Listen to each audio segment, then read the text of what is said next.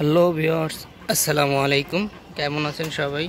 আশা করি ভালো আছেন। আলহামদুলিল্লাহ, আল্লাহর রহমতে আমিও ভালো আছি। চলে আসলাম ছাদ বাগানে নতুন আরেকটি ভিডিও নিয়ে।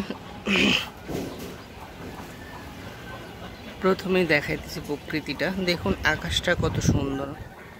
আকাশে সাদা সাদা মেঘে ভরে গেছে পুরো আকাশ। তার সাথে আমার গাছে দেখুন নাক চাপা সাদা ফুল আর মাঝখানে হলুদ রঙের ফুলগুলো কতটা সুন্দর লাগতেছে। মাশাআল্লাহ, খুবই সুন্দর লাগতেছে।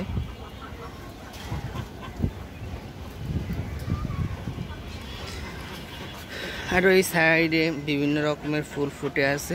দেখুন ওই সাইডে বেল গাছটা কি সুন্দর সবুজ হয়ে আছে এবং বাতাসে ডলতেছে। মাশাআল্লাহ, দেখতে খুবই ভালো লাগতেছে। কামরাঙ্গা গাছটা পুরো সবুজ হয়ে আছে। কামরাঙ্গা গাছের ভিতর দিয়ে একটা মরিচ গাছ উঠছে এবং তার উপর দিয়ে আসছে দন্দল গাছ। দেখুন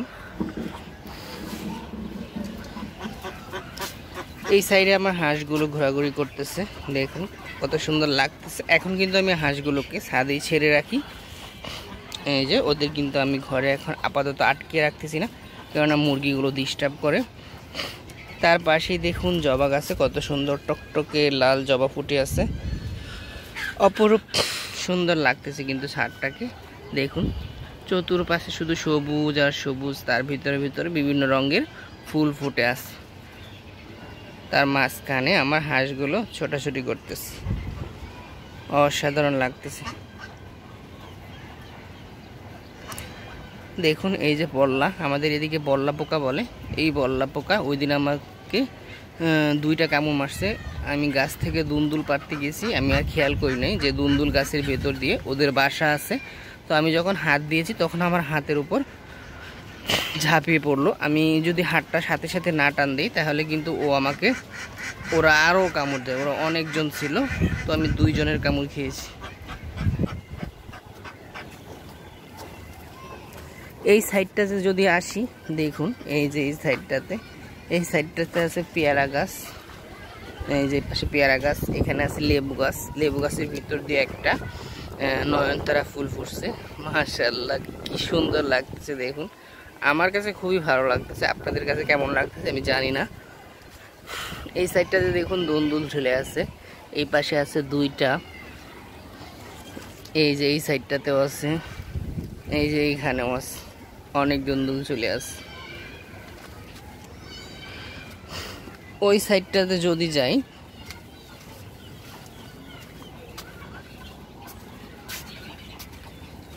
এই সাইডটাতে আমার হাঁস মুরগিগুলোকে খাবার দেওয়া হয়েছে। হাঁসগুলোকে দেওয়া হয়েছে বিশেষ করে। এই যে এখানে হাঁসগুলো পানি পেয়ে গোসল করার চিন্তা ভাবনা করতেছে। তো এখানে আমি হাঁসগুলোকে খাবার দিয়েছি। আমি দিয়েছিল ঘরের বাসি খিচুড়ি ছিল, খিচুড়ি এবং ভুসি আর কোড়া। আমি ধানের কোড়া আর ভুসি দিয়েছি।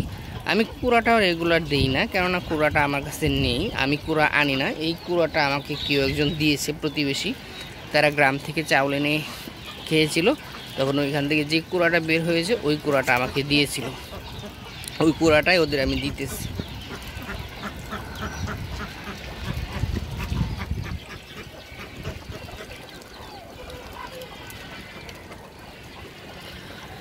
এখানে আমি মুরগিগুলো ওরা খাবারের জন্য অপেক্ষা করতেছে। ওদেরকে আমি এখনও কোনো খাবার দেইনি। আমি বললাম যে একটা ভিডিও করিনি, তারপর আমি ওদের খাবার দিতেছি।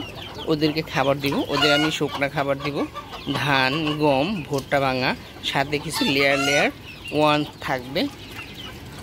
এই খাবারগুলো দেবো আমি ডিমোলা মুরগিদের জন্য। আর এই খাঁচার ভিতরে আছে আমার মুরগির বাচ্চা, 2-2.5 মাসের বাচ্চা। ওদের জন্য আমি এখানে নিয়েছি গমের ভুসি এবং কিছু গ্রোয়ার ফিড, এবং ভিতরে ছোট ছোট বাচ্চা আছে 20-25 দিনের মুরগির বাচ্চা। ওদের জন্য আছে স্টার্টার ফিড। ওদেরকে আমি স্টার্টার ফিড খেতে দিই। আর এই খাঁচার ভিতরে আছে কিছু রানিং ডিম পাড়া মুরগি। আর এই যে আমার ডিম পাড়া মুরগিগুলো, কিছু মুরগি কুরচো হয়েছে, আমি ওদের খাঁচায় আটকে রেখেছি কুরচোটা ছাড়ানোর জন্য। তো ভিডিওটি আর এ পর্যন্তই। তো সবাই ভালো থাকবেন, সুস্থ থাকবেন, এবং ভিডিওটি যদি ভালো লাগে একটি লাইক ও একটি শেয়ার করতে ভুলবেন না। এবং আমার খামারের জন্য, আমার পশু পাখির জন্য সবাই দোয়া করবেন। সবাই ভালো থাকুন, সুস্থ থাকুন। আল্লাহ হাফেজ।